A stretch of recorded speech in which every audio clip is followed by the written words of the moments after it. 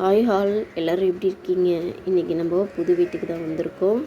So இன்றைக்கி சமையல் பண்ண போகிறோன்றதை பார்க்கலாம். ஃபர்ஸ்ட் ஆஃப் ஆல் பார்த்திங்கன்னா கிச்சன்லாம் வந்து ரொம்ப இதுவாக இருந்துச்சு, பாத்திரம்லாம் அப்படியே இருந்துச்சு. நேற்று கழுவுன பாத்திரம் வந்து எடுத்து வைக்க முடியல பாருங்கள்.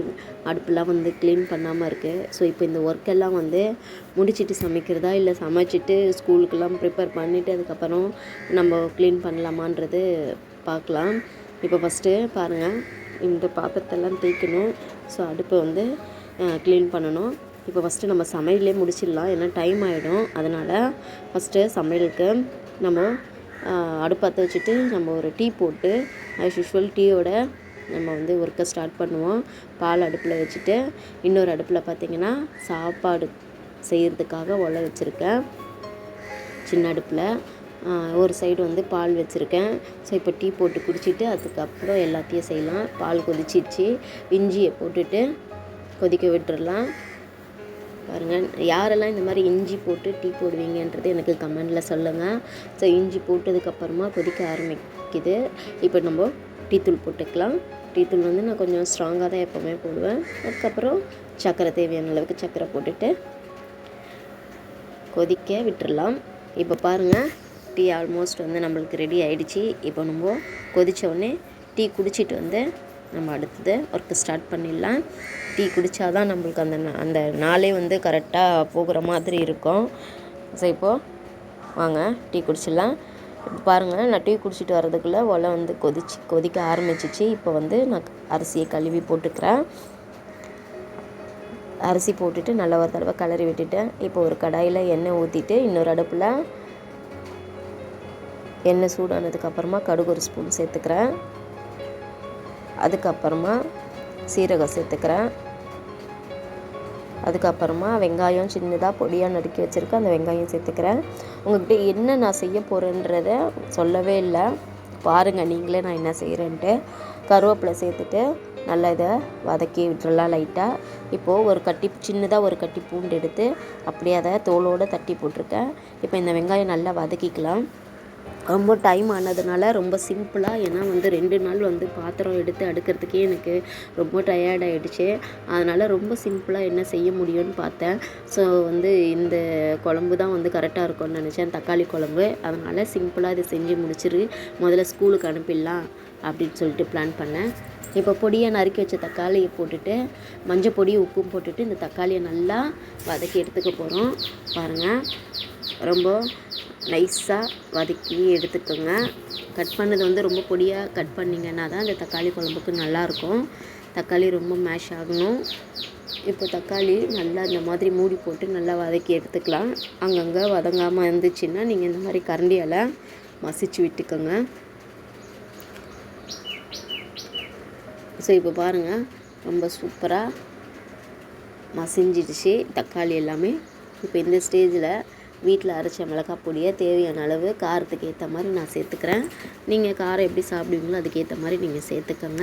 இப்போ மிளகாய் பொடி என் தக்காளி வெங்காயத்திலே போட்டு நல்லா 2 நிமிஷம் வதக்கி விட்டுடலாம், பச்சை வாசனை போகிற வரைக்கும்.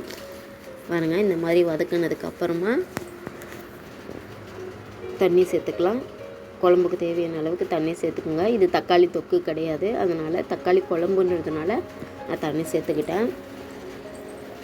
வீடு ஷிஃப்ட் பண்ணும்போது ரொம்பவே 2 நாள் பயங்கர வேலைங்க. அதனால தான் நான் இந்த அளவுக்கு சிம்பிளாக செஞ்சு இன்றைக்கி ஸ்கூலுக்கு மட்டும் அனுப்பிச்சி விடலாம். நானும் என் ஹஸ்பண்டும் ஆஃபீஸ் போகல, லீவ் போட்டுவிட்டோம். அவரும் வந்து ஜாப் போகல, நானும் போகல, லீவ் போட்டாச்சு. ஏன்னா பாத்திரத்தெல்லாம் இன்னும் க்ளீன் பண்ண வேண்டியதெல்லாம் நிறைய இருக்குது. ஸோ ஸ்கூலுக்கு மட்டும் ஃபஸ்ட்டு அனுப்பிடலாம் அப்படின்ட்டு பிளான் பண்ணேன். இப்போது அதுக்கு சைட் டிஷ் பார்த்திங்கன்னா முட்டை பொடி மாஸ் தான் பண்ண போகிறேன். அதுக்கு ஒரு பேன் அடுப்பில் வச்சுட்டு எண்ணெய் சூடானதுக்கப்புறமா வெங்காயம் பச்சை மிளகா பொடியாக நறுக்குனது சேர்த்துக்கிட்டேன். நல்லா இதை வதங்கி வரும்போது கொஞ்சோண்டு மஞ்சள்தூள் போட்டுக்கிட்டேன். ரொம்பவும் இந்த வெங்காயம் வதங்கக்கூடாது. அதுக்கப்புறமா தேவையான அளவு உப்பு இப்போவே சேர்த்துக்கிட்டேன். மஞ்சள் பொடி ஏன் சேர்த்துக்கிட்டேன்னா முட்டை வந்து ஒரு மாதிரி கவுச்சி வாடை அடிக்கும், அதனால் மஞ்சள் பொடி சேர்த்துக்கிட்டோன்னா அந்த ஸ்மெல் இருக்காது. அதனால் வெங்காயம் வதக்கும் போதே நான் மஞ்சள் பொடி சேர்த்துருவேன். இப்போ மஞ்சள் பொடி சேர்த்ததுக்கப்புறமா நல்லா வதக்கி விட்டுடலாம். நான் முன்னமே சொன்ன மாதிரி ரொம்பலாம் வதங்கக்கூடாது. இப்போ ஒரே ஒரு தக்காளி ஃபைனாக சாப் பண்ணி அதில் சேர்த்துக்கலாம். தக்காளி போட்டு பொடி மாஸ் பண்ணோன்னா ரொம்ப டேஸ்ட்டு நல்லாயிருக்கும் ஃப்ரெண்ட்ஸ். ட்ரை பண்ணி பாருங்கள். யாரெல்லாம் இந்த மாதிரி செஞ்சுருக்கீங்களோ எனக்கு கமெண்டில் சொல்லுங்கள்.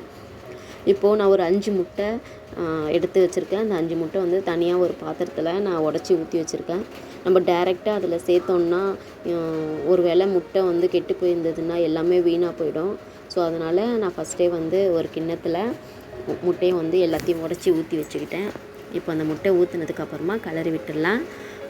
ஸோ உங்களுக்கு முட்டை ரொம்ப பொடியாக வேணும்னா உடனே கலருங்க. இல்லை கொஞ்சம் ஸ்லேஸாக வேணும் அப்படின்னு நினச்சிங்கன்னா கொஞ்சம் அப்படியே 2 நிமிஷம் விட்டுட்டு அதுக்கப்புறமா கலர்னிங்கன்னா நம்மளுக்கு ஒரு ஸ்லேஸாக நம்மளுக்கு கிடைக்க வாய்ப்பு இருக்குது.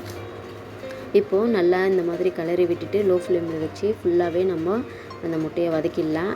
பாருங்கள், இந்த மாதிரி தான் இருந்துச்சு. இப்போது வதங்கினதுக்கப்புறமா தேவையான அளவு 1 ஸ்பூனு மிளகு தூள் எடுத்து நான் சேர்த்துக்கிட்டேன். பெப்பர் தூள் சேர்த்துட்டு நல்லா ஒரு 2 நிமிஷம் வதக்கி விட்டுடலாம். நல்லா சூப்பரான முட்டை பொடி மாஸ் ரெடி ஆகிடுச்சு. இப்போ கொத்தமல்லியை மட்டும் கொஞ்சோண்டு தூவி விட்டுக்கலாம் ஃப்ரெண்ட்ஸ். கொத்தமல்லி வந்து ஆப்ஷனல் தான். என்னடா முட்டையில் கொத்தமல்லியான்னு கேட்காதீங்க, போட்டால் நல்லாயிருக்கும். ட்ரை பண்ணி பாருங்கள். அவ்வளோதான் ஃப்ரெண்ட்ஸ். இன்றைக்கி சிம்பிளான ஒரு சமையலோட இன்றைக்கி லஞ்சை முடிச்சாச்சு. சுட சுட சாதம், தக்காளி குழம்பு, முட்டை பொடி மாஸ் செஞ்சு முடிச்சாச்சு ஃப்ரெண்ட்ஸ். என்ன ஃப்ரெண்ட்ஸ், வீடியோ பிடிச்சிருக்கா? வீடியோ பிடிச்சிருந்தா எனக்கு ஒரு லைக் பண்ணுங்கள். உங்கள் ஃப்ரெண்ட்ஸ் அண்ட் ஃபேமிலிக்கு ஷேர் பண்ணி விடுங்க. மறக்காமல் சப்ஸ்கிரைப் பண்ணுங்கள். புதுசாக பார்க்குறவங்க மறக்காமல் சப்ஸ்கிரைப் பண்ணிக்கோங்க ஃப்ரெண்ட்ஸ். இப்போது இந்த மாதிரி முட்டை பொடி மாசு செஞ்சோன்னா என் பொண்ணு வந்து டேஸ்ட் பண்ணுவாங்க. எப்போவுமே வந்து முட்டை இந்த மாதிரி பொரித்து வச்சோன்னா ஒரு கிண்ணத்தில் போட்டு அவங்க நல்லா சாப்பிடுவாங்க. அதே மாதிரி வந்துட்டு ஒரு பிளேட்டில் அவங்களே எடுத்து வச்சு சாப்பிட ஆரம்பிச்சிட்டாங்க. பாருங்கள், சூப்பராக இருக்குது தான். அவங்களுக்கு இந்த மாதிரி செஞ்சோன்னா ரொம்ப பிடிக்கும். அதனால் ஒரு பிளேட்டில் வச்சு ஸ்பூனை போட்டு நல்லா சாப்பிடுவாங்க. இப்போ ஸ்கூலுக்கு டைம் ஆனதுனால கொஞ்சமாக போட்டு அவசரமாக சாப்பிட்றாங்க. இல்லைன்னா அவங்களுக்கு ஒரு கிண்ணத்தில் போட்டு ஸ்பூனை கொடுக்கணும், பொறுமையாக உட்காந்து சாப்பிடுவாங்க. ஸோ இப்போது டைம் இல்லாததுனால இந்த மாதிரி சாப்பிட்றாங்க. ஓகே ஃப்ரெண்ட்ஸ், இப்போது ஸ்கூலுக்கு டைம் ஆகிடுச்சி. நம்ம அவங்களோட வேலையை பார்த்துருவோம். இன்னும் பாருங்கள், அடுப்பு க்ளீன் பண்ணணும், பாத்திரம் தேய்க்கணும், இவ்வளோ வேலை இருக்குது. இவ்வளோ வேலையும் நம்ம முடிச்சுட்டு அடுத்தடுத்த வேலையை நம்ம பார்க்கலாம். மறுபடியும் அடுத்த வீடியோவில் பார்க்குறேன் ஃப்ரெண்ட்ஸ். அது வரைக்கும் பாய். தேங்க்ஸ் ஃபார் வாட்சிங்.